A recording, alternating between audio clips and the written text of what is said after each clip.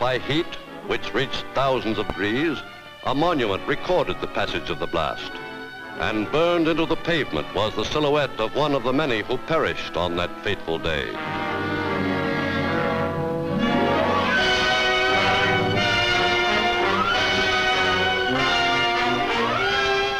Throughout the world, the reaction of press and public to the advent of atomic power was prompt and varied. Well, what did you think of that bomb we dropped on the Japs, Mrs. Glenn? Oh, isn't it terrible? All those people killed. I don't understand it. Well, it's a great triumph for our American industrial know-how.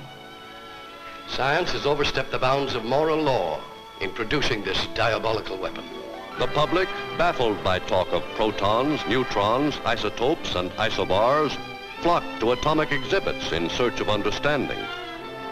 At such exhibits, the average person was able to learn such basic facts as that the atom is submicroscopic in size, and that the forces which hold it together are the same as those which keep the universe in balance.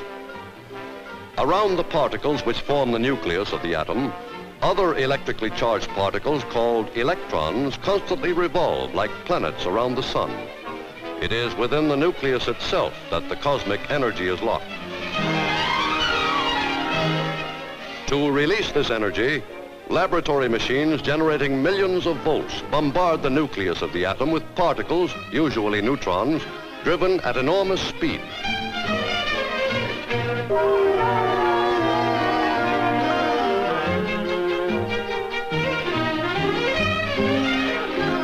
If the electrical voltage generated is not sufficiently powerful, the particles are deflected.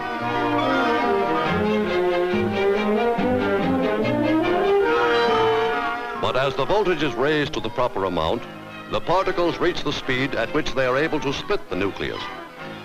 It is the sum total of millions of such releases of energy that make up this new source of power. But that this type of power will soon become available to the average citizen is disclaimed by scientists like Harvard's James B. Conant and leading industrial physicists.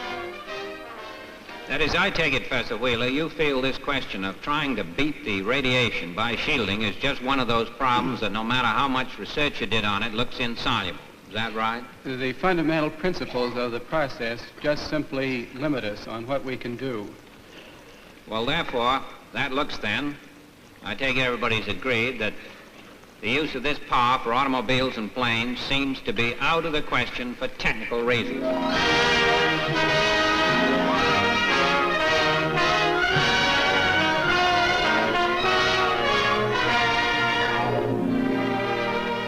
The key to the atom's secrets was first given to the world in 1905, when the genius Albert Einstein defined the relation between all matter and energy and evolved his revolutionary theory of special relativity. Then, in 1919, Lord Rutherford confirmed Einstein's theory by smashing the nitrogen atom. By 1934, Italy's Enrico Fermi and France's Frédéric Joliot had made substantial progress. Meanwhile, in America, scientists like Arthur H. Compton, Harold C. Urey, and Ernest O. Lawrence were carrying on intensive research. In 1939, Lisa Meitner, exiled from Germany, computed the results which could be obtained from splitting uranium. In January of the same year at George Washington University, whose staff had long been alert to developments in atomic research, scientists from several nations gathered for a routine conference heard a report of startling significance. Word has just come through from Germany by way of Denmark that the German physicists Hahn and Strassmann have just verified that the uranium atom under neutron bombardment actually splits into two parts. To the scientists, this dramatic news brought a great sense of urgency. Summoning his assistant, Dr. Merle A. Tuve of the Carnegie Institution went at once to his laboratory. Simultaneously with scientists at Columbia, California, and Johns Hopkins, Tuve and his colleagues succeeded within 48 hours in checking the reported findings of the German physicist. Kill the lights. No longer any doubt about it. That uranium is splitting into at least two big parts. Those biggest kicks are nearly 100 million electron volts. The results verified, Columbia University's Dr. George B. Pegram called these developments to the attention of the Navy Department in Washington. Yes, we'll be very glad to explain to your people just what the military possibilities of this uranium fission may prove to be. But to the Navy Department, these laboratory experiments seem to be of no immediate importance. Very interesting, Doctor. Keep us informed. Dr. Pegram concentrated on research at Columbia University. Working under his supervision were Dr. Leo Szilard and Dr. Fermi, who were laying the groundwork for a chain reaction in uranium. Encouraged by their successful progress, Szilard discussed with Dr. Einstein in the summer of 1939 the results of their findings and stressed the urgent need for action by the U.S. government. Conscious of the disaster which would inevitably follow if Nazi Germany should be the first to succeed in releasing atomic energy, Dr. Einstein decided to write a personal letter to the president.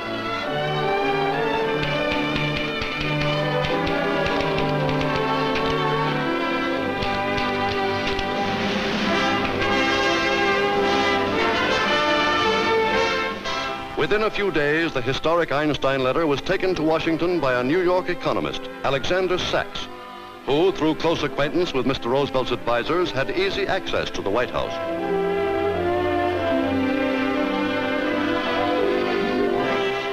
The letter was immediately brought to the attention of the president.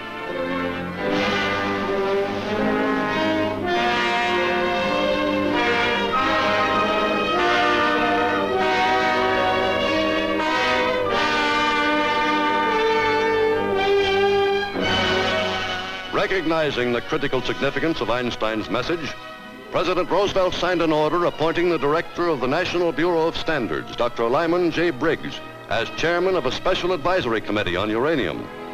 After only one meeting, the committee was able to report that an atomic bomb was a definite possibility. By the following year, the entire U.S. program of uranium research had been placed under the supervision of Dr. Vannevar Bush, able director of the Office of Scientific Research and Development. In December 1941, with the United States at war, Dr. Pegram returned from a fact-finding trip to England and reported his findings to Dr. Bush. The Germans are certainly working on an atomic bomb. As Harold Urey told you, we learned that they have been receiving the whole output of the big Norwegian heavy water plant. They couldn't have been using it for anything else. What was your impression of British progress? Chadwick and the other physicists agree entirely with us that given pure uranium-235, we can make a bomb that will work. They are also confident that it'll be practicable to obtain the uranium-235. But they realize that it will run into a big industrial job. England is overtaxed at the present time, and the British are all in favor of having a job done on this side of the water. Well, we're now all fighting the same war. I'm going to see the president tomorrow. I'm sure that he will agree that the job has got to be done and that we'll get the support that we need. That's good. I'm glad to hear that. With presidential backing for an all-out research program, contracts were let to a dozen laboratories for exhaustive study of every method offering any hope of success.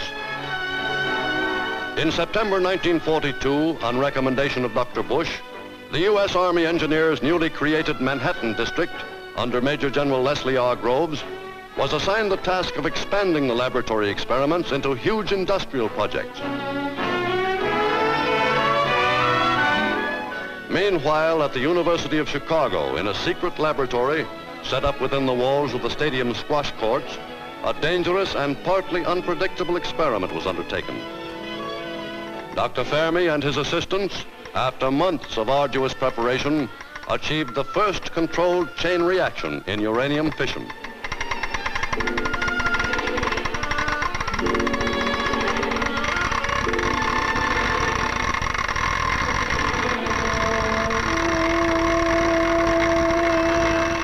The way was now cleared for the practical application of atomic power to the nation's war effort.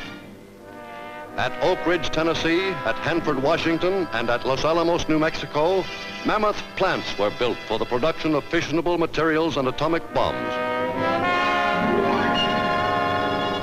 To staff these establishments, thousands of able young scientists and technicians were called into service.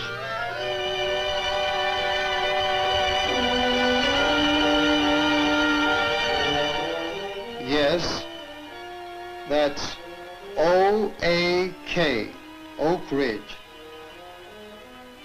All right, I'll be there.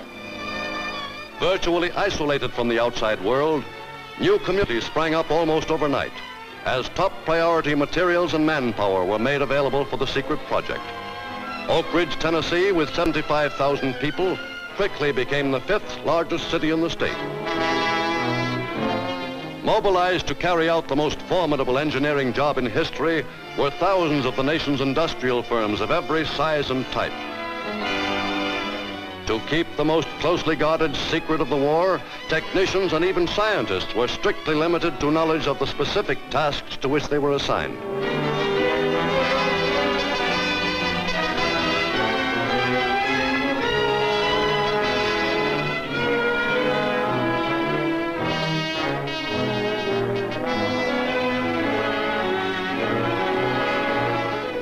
Working on seemingly unrelated jobs, many employees were not even sure they were producing anything.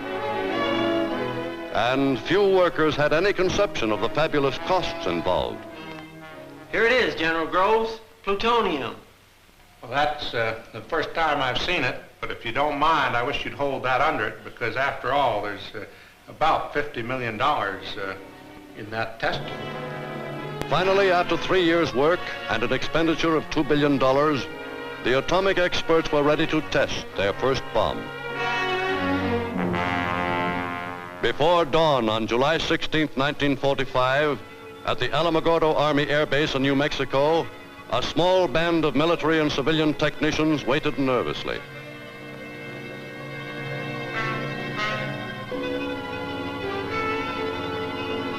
Two minutes to go.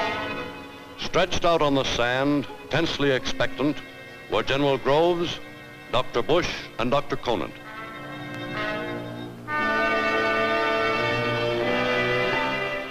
In the control shack was Dr. J.R. Oppenheimer, who, assisted by Dr. I. Rabi and others, had directed the making of the bomb itself. The automatic controls got it now. Rob, this time the stakes are really high. It's going to work all right, Robert. And I'm sure we'll never be sorry for it. Well, in 40 seconds, we'll know.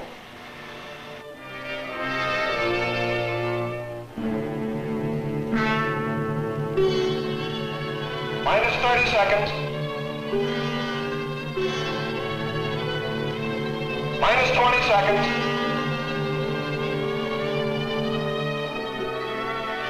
Minus 10 seconds. Minus 5 seconds. Now!